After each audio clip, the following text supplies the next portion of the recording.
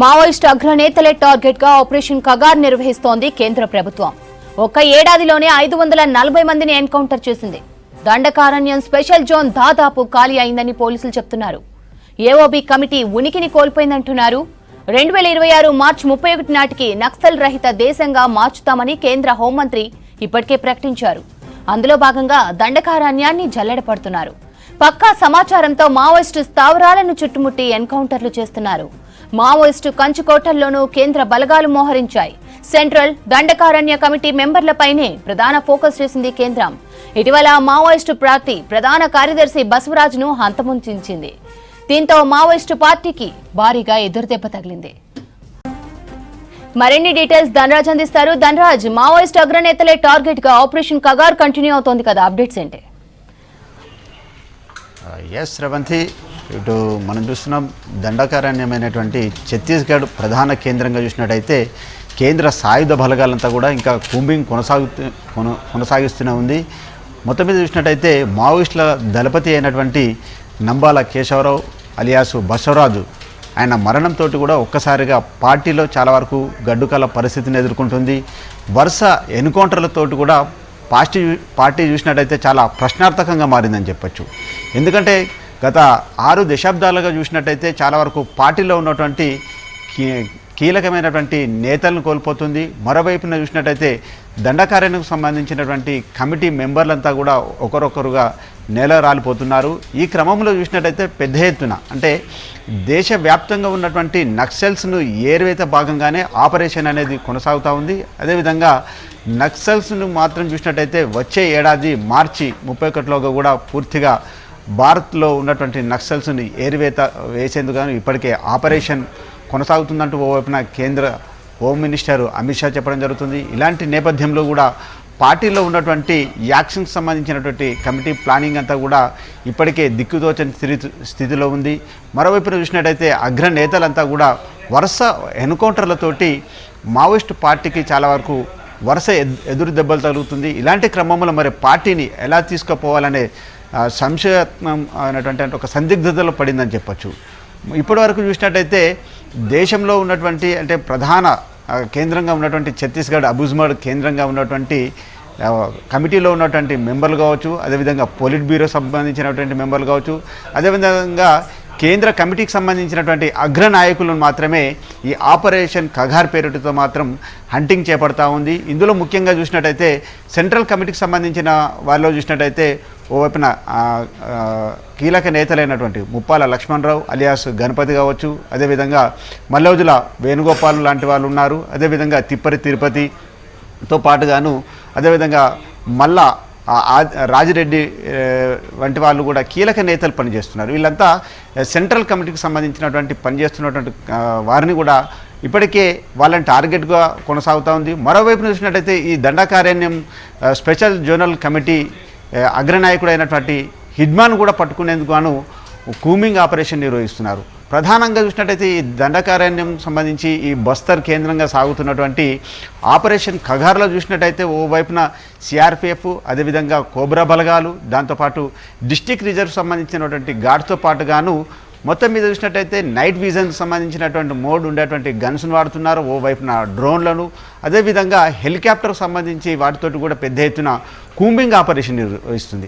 ఇలాంటి సిచ్యువేషన్లో చూసినట్టయితే ఏఐ టెక్నాలజీని కూడా సాయుధ పోలీస్ బలగాలంతా వాడుతున్నటువంటి సిచ్యువేషన్లో ఇక సాయుధ బలగాలను మాత్రం మావోయిస్టులు ఎదుర్కోలేనటువంటి గడ్డుకాల పరిస్థితులలో చాలా వరకు అగ్రనేతలను కోల్పోతున్నారు. ఓవైపు రాష్ట్ర నాయకత్వాన్ని కోల్పోతుంది. మరోవైపున చూసినట్టయితే ఇక జిల్లాలకు సంబంధించి పట్టణాలు నగరాలలో ఉన్నటువంటి ఒకప్పుడు యాక్షన్ ప్లానింగ్ సంబంధించినటువంటి కమిటీలను ఏర్పాటు చేసుకున్నది. అలాంటి సిచ్యువేషన్లో ఇప్పుడు మాత్రం మావోయిస్టు పార్టీ లేదు. చాలా వరుసగా మావోయిస్టుకు సంబంధించినటువంటి పార్టీకి సంబంధించినటువంటి శ్రేణిని కోల్పోవడం. ఈ సిచ్యువేషన్లో ఛత్తీస్గఢ్లో చాలా వరకు అగ్రనేతలు మాత్రమే కీలకంగా చేసుకున్నటువంటి ఆపరేషన్ కగార్ పేరుతో మాత్రం కూంబింగ్ కొనసాగుతూనే ఉంది. ఇంకా కేంద్ర కమిటీకి సంబంధించినటువంటి నాయకత్వాన్ని టార్గెట్ చేస్తుంది. మరోవైపున దండకారణ్యం కేంద్రంగా ఉన్నటువంటి ఛత్తీస్గఢ్ ప్రాంతం పైన కూడా చాలా వరకు ఫోకస్ పెట్టింది. మొన్నటి వరకు చూసినట్టయితే కూడా ఏదైతే బ్లాక్ ఫారెస్ట్ అయినటువంటి మొత్తం కర్రెగుట్టల కేంద్రంగా ఉన్నటువంటి ప్రాంతాన్ని కూడా జల్లెడ పట్టింది. అక్కడ కూడా ఎన్కౌంటర్ చేసి 31 మంది ప్రాణాలను కూడా ఆ ఎన్కౌంటర్లో కోల్పోయారు.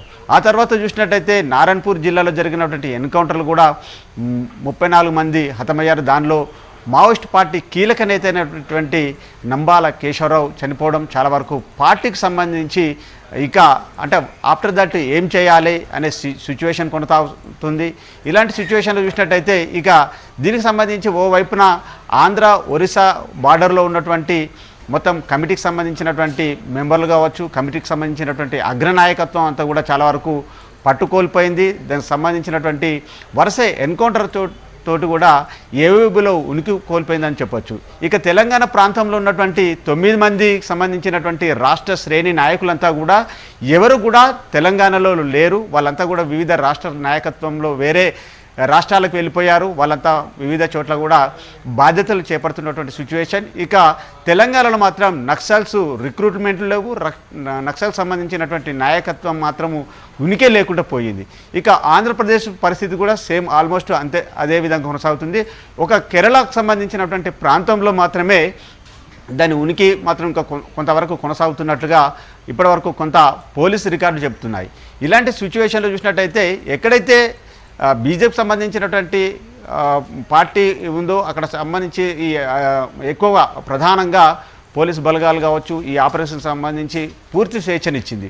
మరోవైపున చూసినట్టయితే మావోయిస్టులు వరుస ఎదురు దెబ్బలు తగులుతున్నాయి. అదేవిధంగా వాళ్ళు ఎన్కౌంటర్లో మరణాలు సంభవిస్తున్నటువంటి క్రమంలో కూడా శాంతి చర్చలకు తాము సిద్ధమంటూనే చెప్తున్నాయి. ఓవైపున చూసినట్లయితే మానవ హక్కుల కమిషన్ సంబంధించినటువంటి నేతలు కావచ్చు, అదేవిధంగా పౌర హక్కులకు సంబంధించినటువంటి నాయకత్వం కూడా పెద్ద ఎత్తున ఇటు కేంద్ర రాష్ట్ర ప్రభుత్వాలకు కూడా వారు విజ్ఞప్తులు చేస్తూనే ఉన్నారు. ఓవైపున ఆపరేషన్ కగార్ని ఆపాలంటూ కూడా విజ్ఞప్తులు చేస్తున్నప్పటికీ కూడా కేంద్ర సర్కార్ మాత్రం వాటిని ఖాతరు చేయట్లేదు, ఎక్కడ కూడా ప్రతిస్పందించట్లేదు.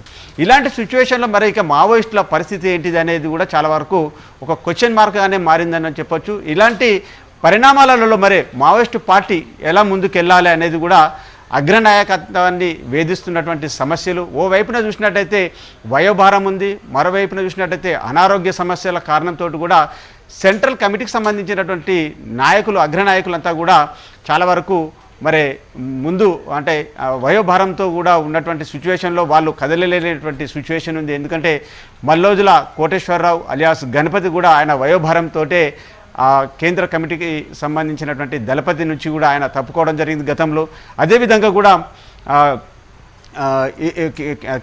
అదేవిధంగా వేణుగోపాలరావు కూడా ఆయనకు కూడా 60 ఏళ్ళు వచ్చినాయి. అదేవిధంగా తిరుపతి కూడా వయోభారం ఉంది. ఇలాంటి సిచ్యువేషన్లో చూసినట్టయితే మరి కేంద్రం సంబంధించినటువంటి నాయకత్వంలో వయోభారము, అనారోగ్య సమస్యలు, ఓవైపున చూసినట్టయితే కేంద్ర బలగాలు అత్యాధునికమైనటువంటి టెక్నాలజీతోటి విరుచుకుపడుతున్నటువంటి క్రమంలో మావోయిస్టులు చాలా వరకు వరుసగా వాళ్ళ ఉనికిని కోల్పోతున్నారు. అదేవిధంగా జిల్లా స్థాయి నుంచి రాష్ట్ర స్థాయి నుంచి సెంట్రల్ కమిటీకి సంబంధించినటువంటి అగ్ర నాయకుల్ని మాత్రం పెద్ద ఎత్తున వాళ్ళు ఈ వరుస ఎన్కౌంటర్లతోటి చాలా దిక్కుచోచని స్థితిలో ఉంది. ఇక పార్టీ అగ్రశ్రేణిని మాత్రమే ఆపరేషన్ కగార్ పేరుతో చూసినట్టయితే టార్గెట్ చేసుకుంటా పోతుంది. ఇక ఆపరేషన్ కగార్కు సంబంధించినటువంటి వ్యవహారంలో చూసినట్టయితే అగ్ర నేతల్ని మాత్రమే హిట్ లిస్టుగా పెట్టుకొని ఈ ఆపరేషన్ కగార్ కొనసాగుతున్నట్టుగా తెలుస్తూ ఉంది.